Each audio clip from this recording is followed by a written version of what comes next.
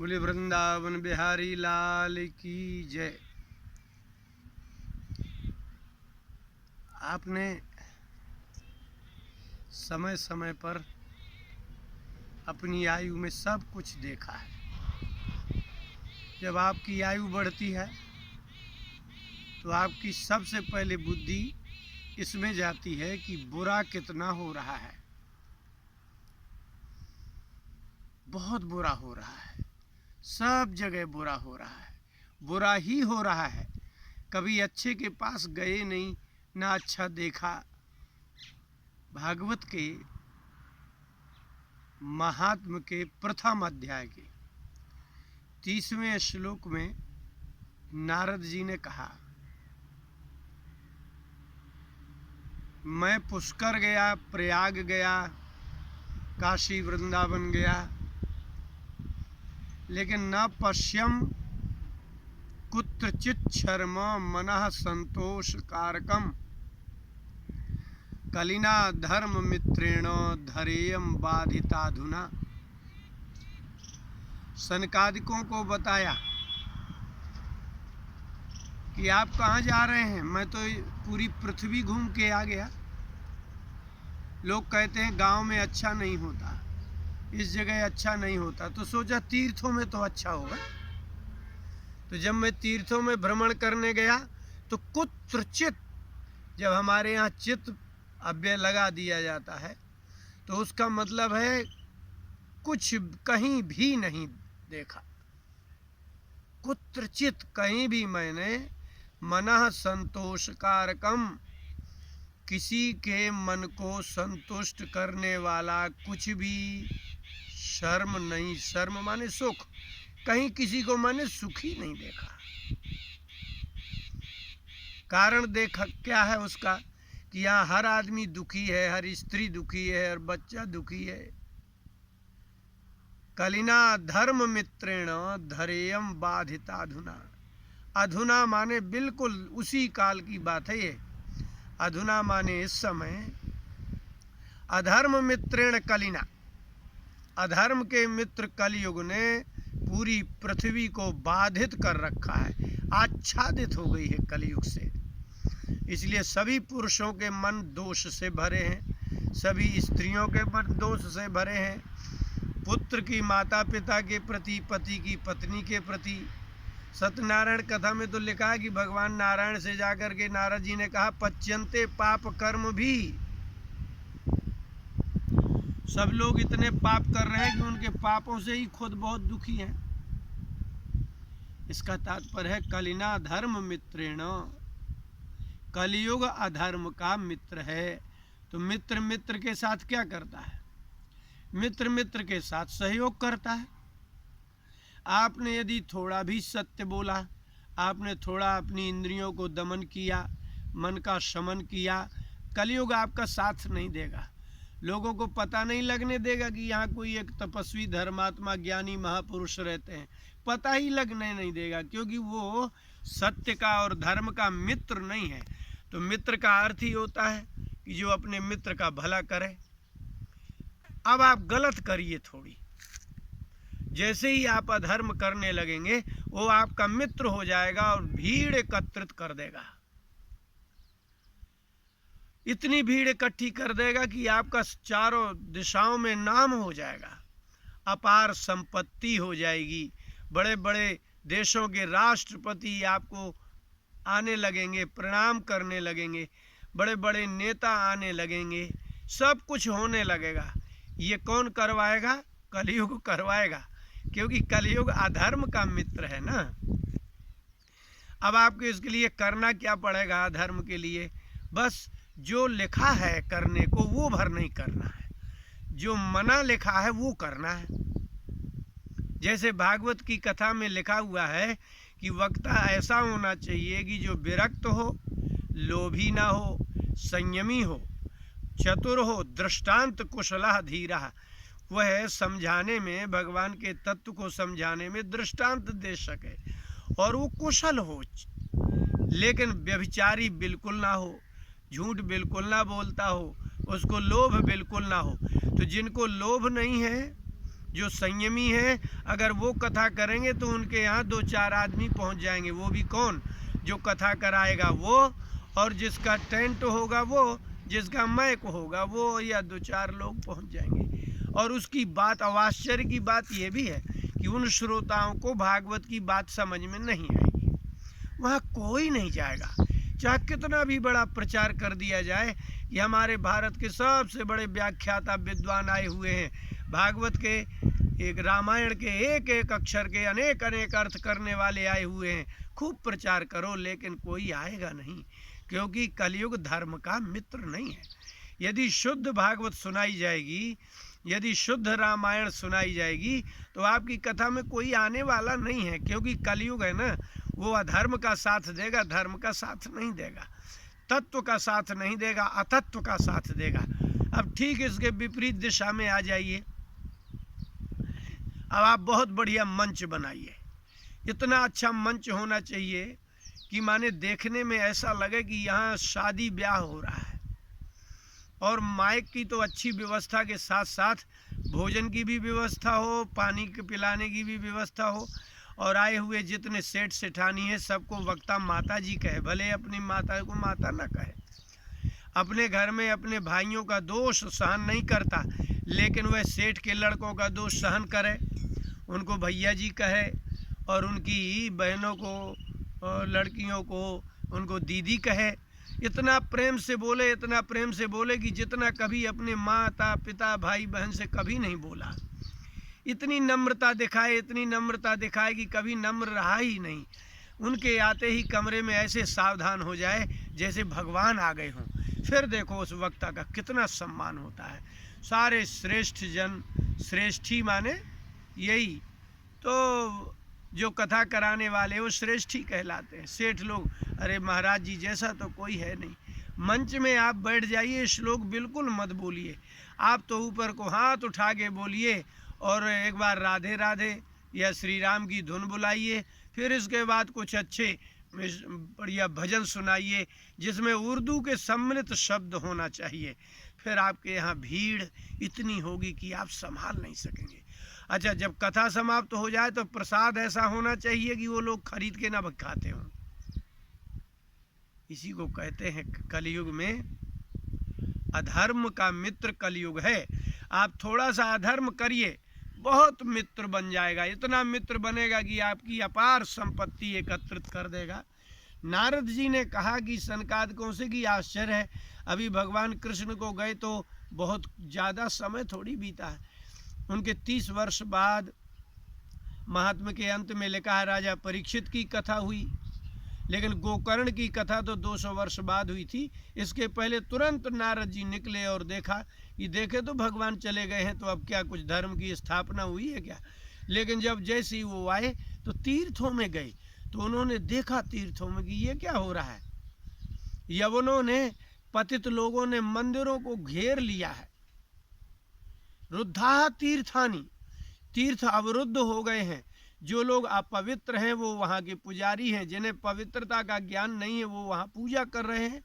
मंदिरों में वो लोग प्रवेश कर रहे हैं जिन्हें पवित्रता का ज्ञान ही नहीं है, जो स्वयं कभी पवित्र नहीं रहते। वो दर्शन करने जाते हैं, मूर्तियों का स्पर्श करते हैं, अपने हाथ से भोग लगाते हैं, कोई मंत्र नहीं है, कुछ नहीं है। तो उन्होंने देखा कि यवनों ने अवरुद्ध किए हुए तीर्थों की पवित्रता नष्ट कर दी है। इसलिए लौट करके सनकादिकों ने एक प्रश्न किया था उनसे कि कुतस चिंता तुरो भगवान। हर नारद जी आप चिंतातुर, किस बात की चिंता है आपको। बोले मैं क्या बताऊं, आपको देख नहीं पाया, प्रणाम भी नहीं कर पाया। बोले वही तो पूछ रहे हैं ना कि कुतश्चा गमनम तव, ऐसी कौन सी जगह से आ रहे हो कि आपको इतनी चिंता हो गई। इसका मतलब है कि आप किसी ऐसी जगह से आ रहे हैं कि जहाँ चिंता की कोई बात थी। तो उन्होंने कहा हाँ, चिंता की तो बात है। मैं वृंदावन गया था, अब वृंदावन में ही भक्ति नहीं है, ज्ञान वैराग्य सुप्त प्राय पड़े हुए हैं। अब आप विचार कर लीजिए कि जहाँ ज्ञान वैराग्य सुप्त हो जाएंगे वहाँ गीत संगीत नहीं होगा तो क्या होगा। ज्ञान वैराग्य का सोने का तात्पर्य ही है कि यदि वैराग्य नहीं है तो लोभ निश्चित होगा, वैराग्य नहीं है तो संग्रह निश्चित होगा, वैराग्य नहीं है तो व्यभिचार भी होगा। इसलिए जो वस्त्र मात्र पहने हुए हैं, ब्राह्मण बने हुए हैं, उनमें विद्वत्ता नहीं दिखाई दे रही है, उनमें भी युद्ध दिख रहा है। इसलिए उन्होंने कहा न पश्चिम कुत्रचित शर्म, मैं जहाँ भी गया मुझे दुख के अलावा कुछ दिखाई नहीं, सब दुख देने ही वाले हैं।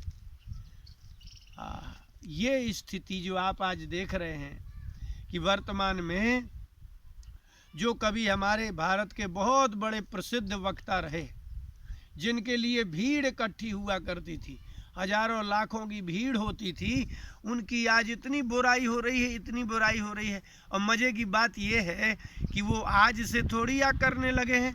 मैं तो 25-30 साल से देख रहे हैं हम कि खूब चल रहा था। उस काल में तो लोग बहुत प्रशंसा कर रहे थे, बड़ा धन दे रहे थे। अच्छा, अभी बीच में हमारे यहाँ एक और बहुत बढ़िया हुआ।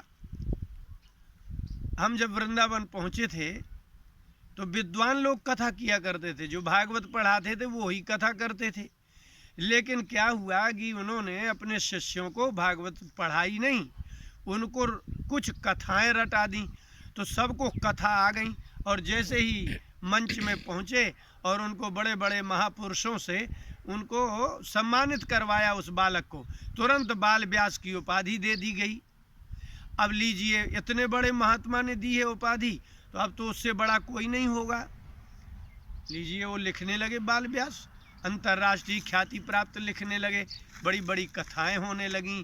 धीरे धीरे वही लोग संगीत करने लगे, जिनको भागवत नहीं आती थी, जो भागवत नहीं पढ़ा सकते थे, जो भागवत नहीं समझ सकते थे, जिन्होंने गुरुजनों से ना व्याकरण पढ़ा है ना भागवत पढ़ी है, कुछ पढ़ा ही नहीं है, लेकिन महात्माओं ने उनको बाल व्यास की उपाधि दे दी। लीजिए, भीड़ होने लगी, भवन निर्माण होने लगे, गौशालाएं बनने लगी, विद्यार्थी ब्राह्मणों का पालन होने लगा। अब आपको क्यों बुरा लग रहा है? अब आप क्यों इसका बुरा मान रहे हैं? अच्छा, मज़े की बात यह है कि जो लोग बुरा मान रहे हैं वो भी वैसे ही लगभग हैं, उनको भी कोई शास्त्रों का ज्ञान नहीं है कि वो बहुत बड़े कोई विद्वान हैं। स्वामी वामदेव जी महाराज विरक्त शिरोमणि अखंडानंद जी महाराज आनंद वृंदावन आश्रम में रहते थे, मैं उनका सेवक था। वो कहते थे, वो महात्मा बांझ है, जैसे बंध्या स्त्री के पुत्र नहीं होता तो उस स्त्री का गृहस्थ होना व्यर्थ होता है, ऐसी जिस महात्मा को ज्ञान नहीं है और वैराग्य नहीं है, अगर किसी महात्मा ने पढ़ भी लिया है लेकिन पढ़ते हुए भी यदि उसने किसी शिष्य को योग्य नहीं बना पाया, किसी योग्य को शिष्य नहीं बना पाया, तो समझ लीजिए वो महात्मा बंध्या है, बांझ है, वो कोई मतलब का ही नहीं है। न खुद भजन किया, न खुद सन्मार्ग में चला, और बस कोई अर्थ ही नहीं निकला। इसी प्रकार से जिस ब्राह्मण ने वेद नहीं पढ़े, भागवत नहीं पढ़ी, व्याकरण आदि ग्रंथ नहीं जाने, उस ब्राह्मण के द्वारा वो भी बांझ ही है, क्योंकि वो भी किसी को कुछ नहीं दे सकता। तो जब आप कुछ ज्ञान ही नहीं सकते, तो जब आपके धन होगा तभी तो दान करेंगे। तो ज्ञान का जगर धन, विद्या धनम सर्वधन प्रधानम, जब विद्या धन नहीं है आपके पास तो आप दरिद्र हैं। अब हमारे यहाँ एक युक्ति निकली थी कि बस जितने ये गौशाला वाले हैं, बड़े बड़े धनवान वक्ता हैं, वो इसीलिए हैं क्योंकि उनने कथा शुरू की थी। बस यही लालच ने फिर कन्याओं को उस तरफ डाल दिया। कन्याओं ने पढ़ी, अब उनका सुंदर बढ़िया सुरीला गला है, और वो जैसे ही कथा करती हैं, विद्वानों की कोई सुनने वाला नहीं है। अब लोगों को बुरा लगने लगा कि क्या स्त्री को कथा करना चाहिए कि नहीं। आज आप कर रहे हो ये, आपके करने का अर्थ जानते हैं? कंस ने अपने मंत्रियों से कहा था कि जैसे शरीर में रोग बढ़ जाए उपेक्षित होकर के, रिपुर महान बद्ध यथा मयोंगे समुपेक्षितो निर्भर न शक्यते रूढ़ पदस चिकित्सुतुम। जैसे शरीर में रोग की वृद्धि हो जाती है तो बड़ी से बड़ी चिकित्सा से उसको रोका नहीं जा सकता, मृत्यु निश्चित है। इसलिए जब प्रारंभ हुआ था, जब लोगों ने कन्याओं को कथाएं करवाने लगे, लोग देखते रहे, बड़े लोग देखते रहे, कन्याएं कथा करती रहीं, लोग मंच से कोई अल्लाहू अकबर, कोई हुसैन कहते रहे, तब आपको अच्छा लगता रहा कि वाह, हमारे धर्म का प्रचार उनमें भी हो रहा है जहाँ नहीं होना चाहिए था। तब आपने बड़ी मीठी मीठी और उनके पास गए, उनके चद्दर ले आए, दक्षिणा ले आए और बड़ी बड़ी बातें करने लगे। आज सब विरोध, अब तो रूढ़ पदस चिकित्सितुम ना, अब रोग ने पूरे शरीर को ग्रस्त कर लिया है। अब तो मृत्यु ही होगी और कोई उपाय होता नहीं है। इसलिए दंभ और पाखंड ये साक्षात शरीर के जैसे रोग हैं। इसलिए शास्त्रों का लोप कथावाचक ही करते हैं, शास्त्रों की विधियों का लोप कथावाचक करते हैं, ऐसा अर्थ नहीं है। अर्थात अज्ञानी कथावाचक शास्त्रों का लोप करता है, उसमें शब्द लगाना पड़ेगा अज्ञानी, सभी कथावाचक ऐसे नहीं हैं। इसलिए अज्ञानी कथावाचक जिन्होंने मात्र कथा धन कमाने के लिए और यश कमाने के लिए और प्रजा दोहन के लिए किया होगा, ऐसे ही तो राजनीति में है। देशभक्ति से क्या लेना देना है, देश सेवा से। बस यही है कि जो चुनाव लड़ लेंगे, 5 साल रहे ना रहे, हमको पेंशन तो आजीवन मिलेगी, सुख सुविधा मिलेगी। इसलिए राजनीति में जो चुनाव लड़े जाते हैं वो अपनी आजीविका के लिए लड़े जाते हैं। और कथा वार्ता में भी जो ब्राह्मण, जो बालाएं, कन्याएं, स्त्री पुरुष जो भी अज्ञानी उतरे हुए हैं वो आजीविका के लिए, यश और धन कमाने के लिए उतरे हुए हैं। रोग बढ़ चुका है, धर्म रोगग्रस्त हो गया है। इसलिए नारद जी ने कहा कि धरेयम बाधिताधुना, अधुना इस समय पृथ्वी बाधित हो गई है, आक्रांत हो गई है, सबके हृदय, सबके मन मलिन हो चुके हैं। इसलिए जिन महात्माओं ने उन छोटी छोटी कन्याओं को, अज्ञानी बालकों को बाल व्यास की उपाधि दे दी, छोटा है अंतर्राष्ट्रीय ख्याति पे, उनको चद्दर लोढ़ा दिया है आपने बीच समाज में। किसी ने एक श्लोक क्या सुना दिया है आपने भागवत का, उसको बहुत बड़ा पंडित घोषित कर दिया। अभी हमारे वृंदावन में यही चल रहा है। कोई बस एक आया, 4 महापुरुष मिले से उसको सम्मानित कर दिया, उनने उसको सम्मानित कर दिया, और दोनों एक जैसे हैं। इसलिए विद्वानों का सम्मान नहीं करते ये लोग, ये आपस में एक दूसरे का सम्मान करते हैं।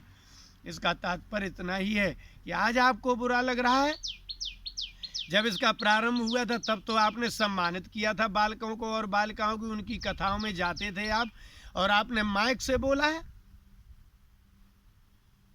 ऐसा माने इतना अज्ञानी। एक तो आचार्य हैं, हम नाम नहीं बताएंगे, उन्होंने श्रीमद् भागवत शब्द का अर्थ मंच से किसी की कथा में गए थे और क्या कर रहे थे, हमने फेसबुक में देखा।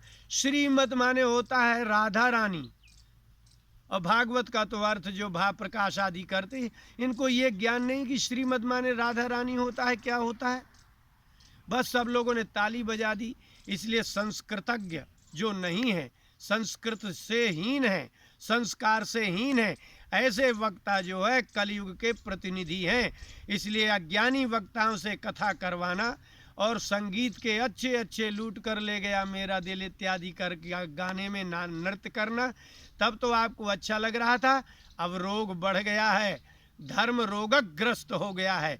पाखंड और धर्म से बड़े लोग जो ग्रस्त है, रोग है, उसको नष्ट करना अब बहुत कठिन है। इसलिए जो 2-4 हैं वो विरोध कर सकते हैं लेकिन उनको रोक नहीं सकते।